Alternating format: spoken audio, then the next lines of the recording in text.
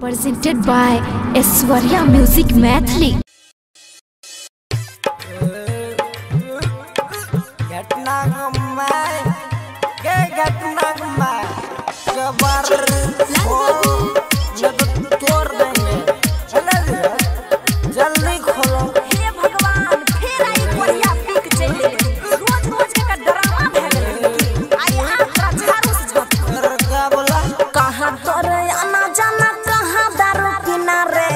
जरौना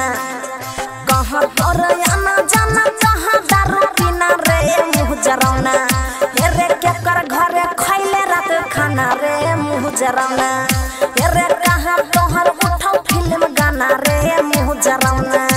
रे पता न रे कोरिया झाड़ू से पासी तोरा आना जाना वही दारू पीना गे मुँह जरौनी पासी तोरा आना जाना वही दारू पीना गे मुँह जरौनी सतिन संगे खालियो राती में खाना के मुँह जरौनी तोर सतिन संगे खालियो राती में खाना के मुँह जरौनी सुन ले कहाँ तोहर उठो फिल्म गाना रे मुँह जरौना तोर सतिन संगे खालियो राती में खाना के मुँह जरौनी देखन मुँह कते महकै छै नै देखै छै हेरे अपन तू पियै छही यार के पियाबै छी रे मुँह जरौना अपने तू पियै छही यार के पियाबै छी रे मुँह जरौना हेरे लंबा लंबा दै छी भाषण रे मुँह जरौना हेरे लंबा लंबा दै छी भाषण रे मुँह जरौना खै छै झाड़ू झाँट देबो तोरा बाप के नै पिलियो मारे नै ताना गे मुँह जरौनी तोरा बाप के नै पिलियो मारे नै ताना गे मुँह जरौनी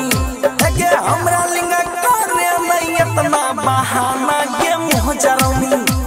गे हमरा लिंगा करे नै इतना बहाना गे मुँह जरौनी सुन ले की समझ नहीं समझबो तू की कर लगी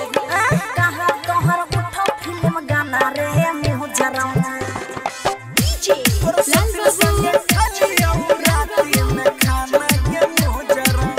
अरे खेत बाड़ी बनक धैले बेचले सामान रे मुँह जरौना खेत बाड़ी बनक धैले बेचले सामान रे मुँह जरौना अरे बेची देले जे बरगहना रे मुँह जरौना हेरे मनु नीति से चल जाइबो थाना रे मुँह जरौना बुझले बात नहीं नहीं छोरा बाबू के तो जब थाना गे मुँह जरौनी पी नहीं छोरा बाबू के तो जब थाना गे मुँह जरौनी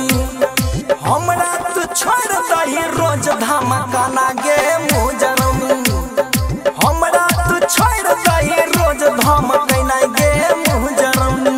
समझ ले की समझ ले Aishwarya Digital Recording Studio, Samastipur.